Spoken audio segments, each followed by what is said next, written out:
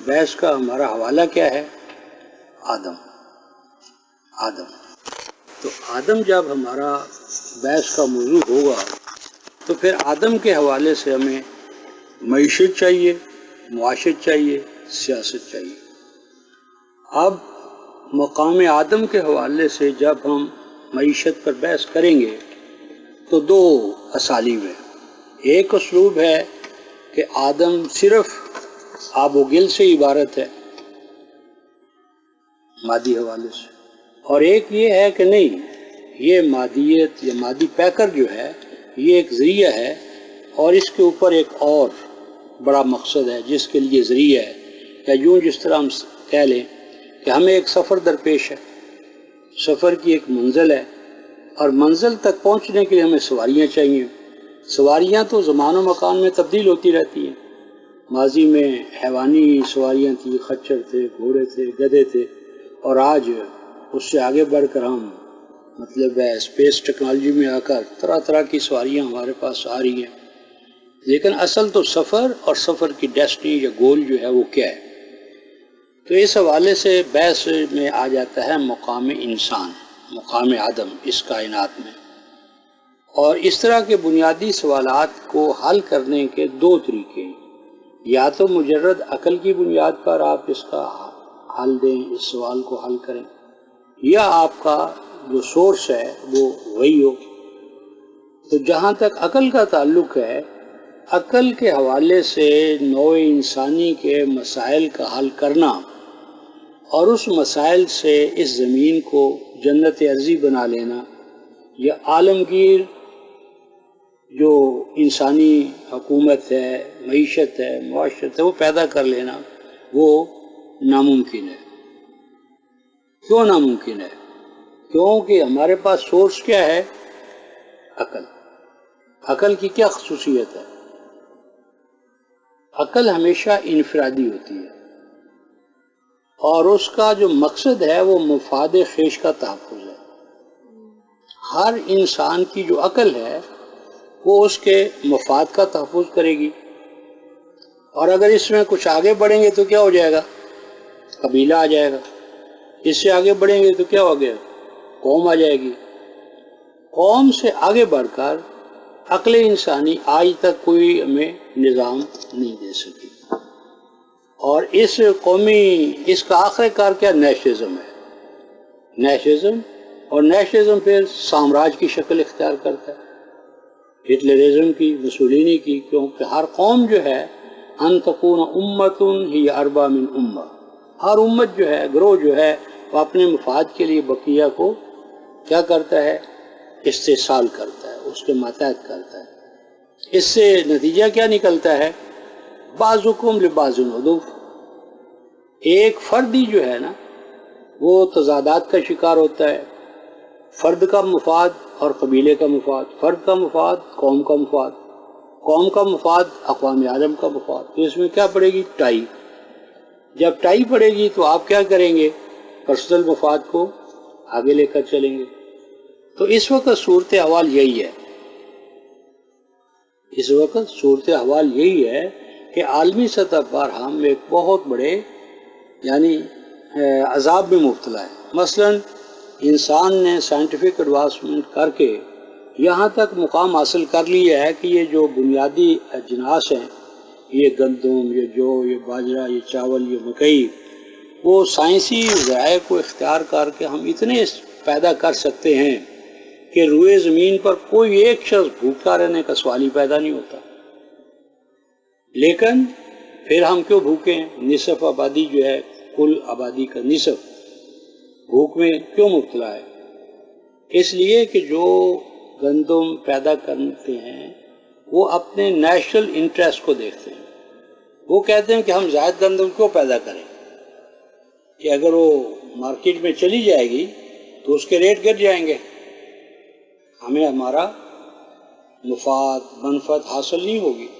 تو نتیجہ یہ نکلتا ہے کہ وہ کیا کرتے ہیں؟ وہ پیدا شدہ وسائل کو جلا دیتے ہیں، سمندر میں بہا دیتے ہیں، اور وہ الناس کو اس سے کوئی فائدہ نہیں پہنچنے دیتے۔ اور یہی سچویشن ہے جس میں آج ہم مبتلا ہیں۔ تو عقل انسانی کی بنیاد پر کوئی بھی ایسا نظام نہیں مل سکتا کہ جو کل نوع انسانی کے مفاد کو تحفظ دے، ناممکن ہے۔ کیوں کہ عقل جو ہے وہ مفاد خیش کی ترجمان ہے، سود ہما اس کے سامنے ہے نہیں۔ اب یہاں پر مسئلہ آتا ہے کہ اس کا حل کیا ہے؟ تو اس کا حل یہ ہے کہ جو ہمارا خالق ہے اس کو ہم اپنا ہادی مانیں، کیونکہ خالق کو مان کر مسئلے حل نہیں ہوتے۔ کیا وجہ ہے مسئلے حل کیوں نہیں ہو رہا ہے؟ کہ ہم اللہ کو خالق مانتے ہیں میٹا فزیکل حوالے سے، یعنی کائناتی سطح پر خالق کے طور پر مانتے ہیں، لیکن اسے ہادی نہیں مانتے۔ اور ہادی مانتے ہیں تو صرف یہ مانتے ہیں کہ وہ مسجد میں، صومعہ میں، مندر میں، چرچ میں تو وہ خدا ہادی ہے، لیکن باہر کی زندگی میں وہ ہادی نہیں ہے۔ تو ماننا یا نہ ماننا یا ماننے کا کوئی امپیکٹ جو ہے وہ میری آپ کی زندگی پر مرتب نہیں ہو رہا۔ اور دوسری بات یہ ہے کہ جو قانون بنانا چاہے کسی بھی علاقے کی یا نوع انسانی کے اجتماعی مفاد میں، تو اس کے لیے ضروری ہے کہ ایک تو اس کا علم جو ہے وہ ہمہ گیر ہو، ہمہ محیط و علم۔ دوسرا، بنانے میں اس کا پرسنل انٹرسٹ نہ ہو، کیونکہ اگر اس کا علم محیط کل نہیں ہے، جذبہ محرکہ رحمت نہیں ہے اور کلی مفاد نوع انسان اس کے سامنے نہیں ہے، تو ایسی قانون سازی کبھی بھی نوع انسانی کو دلدل سے نہیں نکال سکتی، کیونکہ انسان ہے طبقات میں تقسیم، تو ہر طبقہ اپنے مفاد کے لیے قانون سازی کرتا ہے۔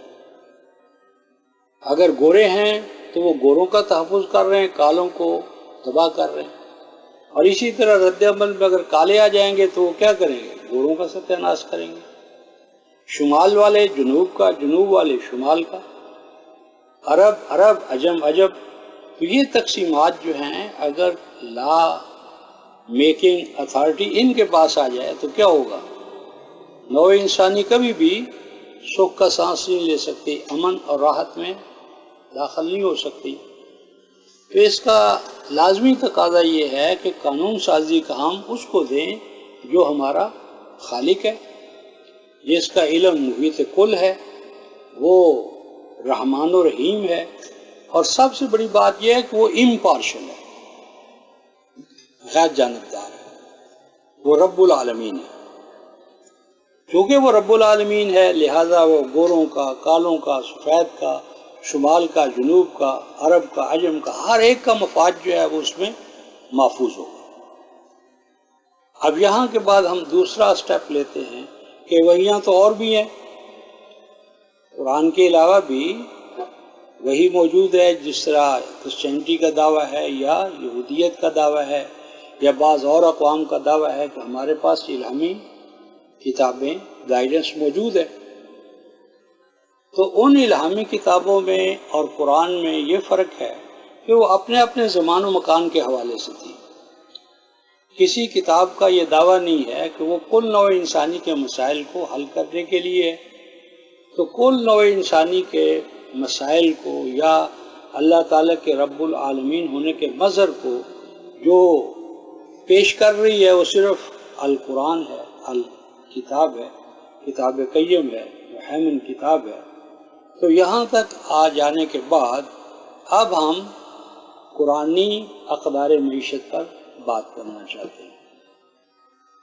یہاں ایک سوال پیدا ہوتا ہے کہ کیا ضمانت ہے کہ قرآنی اقدار معیشت جو ہیں وہ ہمارے مسائل کو حل کر دیں گے؟ تو اس کا جواب یہ ہے کہ قرآنی اقدار معیشت کی ایک تاریخ ہے، یہ کوئی دیو مالائی تصورات نہیں ہے کہ جو تاریخ میں صرف آئے ہیں اور ان کی امپلیمنٹیشن نہیں ہوئی۔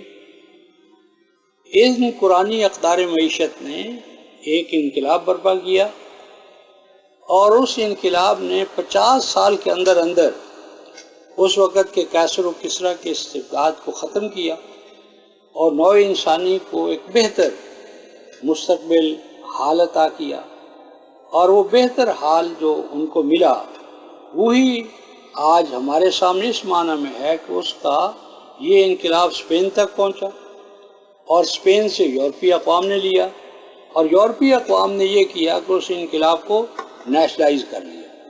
جو انٹرنیشنل تھا وہ صرف قومی دائرے میں انہوں نے لیا، اور آج بھی وہ قومی دائرے کے اندر اپنے فلاحی ریاستیں بنا رہی ہیں، فلاحی پروگرام بنا رہی ہیں۔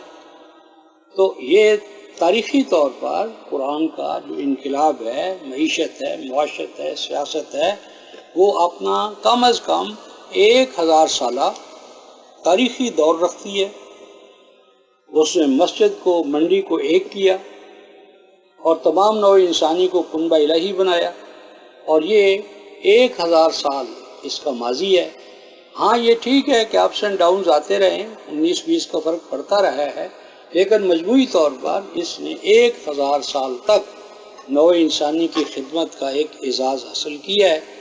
تو اگر ماضی میں نوع انسانی نے، اس کے کچھ افراد نے یہ کام کیا ہے، تو آج بھی اس کام کو کرنے میں کوئی اگر رکاوٹیں یا موانع ہیں تو ان کو دور کیا جا سکتا ہے۔